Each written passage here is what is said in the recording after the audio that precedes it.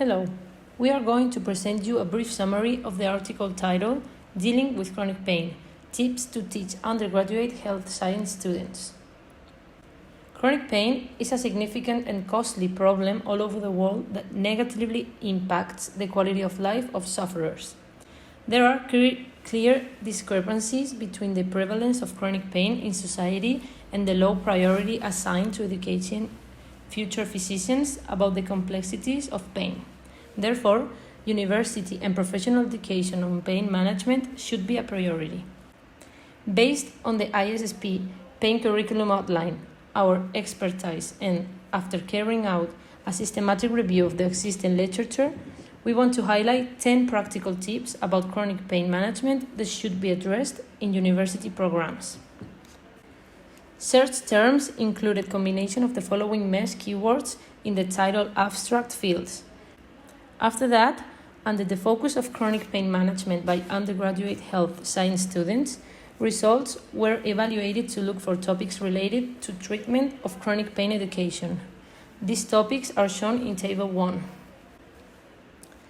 Finally, 171 articles were obtained, in which 68 articles were selected to make targeted recommendations based on the major gaps on education chronic pain. Therefore, the approach presented here focuses on the main areas to improve the training of undergraduate health science students in the management of patients with chronic pain. The first tip is titled Globally Assesses the Patient with Chronic Pain. It shows the importance of using basic patient-reported outcome measures, PROMs. The intensity of pain assesses the perception of quality of life and review psychological factors and behavioral aspects. Second tip is titled Communication is Important. Encourage empathy and watch your words. And indicates that you need to improve your communication skills and think about the power of words. Empathy is a valuable resource for treating patients with chronic complex pain. Third tip, emphasize the importance of interprofessional collaboration for optimal chronic pain management. It indicates to promote actions in multidisciplinary team approach and maintain interprofessional learning.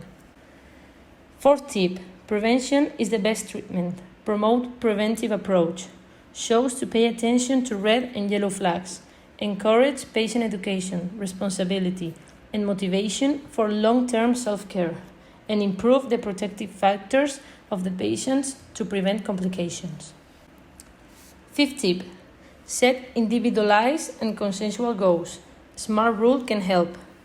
Realistic and patient-involved goal setting is essential. Emphasize the importance of functional and behavioral goals, rather than focusing on pain scores, and apply the SMART format: specific, measurable, achievable, realistic, and time-bound. Educate the patients and involve them in pain management. Explain the pain. Use different teaching resources to complement pain education, and enhance group social and educational activities rather than individual health-focused intervention. Be active. Remind the patients and the students of this.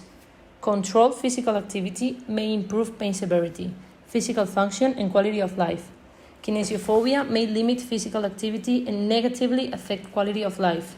And do not forget sociocultural context, barriers, and facilitators.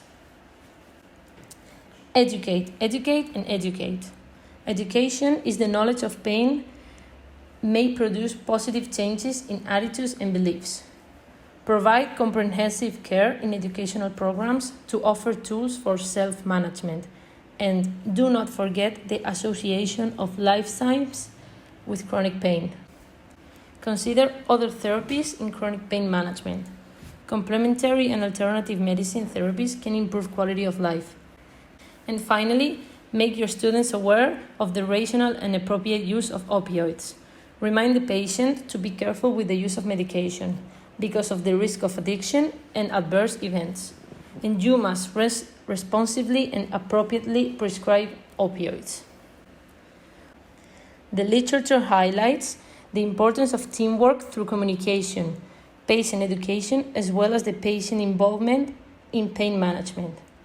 It also emphasizes the importance of goal setting, the promotion of physical activity as a way to reduce pain, the avoidance of opioid use, and, above all, the prevention by identifying those patients with a higher risk of suffering from chronic pain. Let us be consistent with current evidence and promote a modern approach that improves care for patients with chronic pain.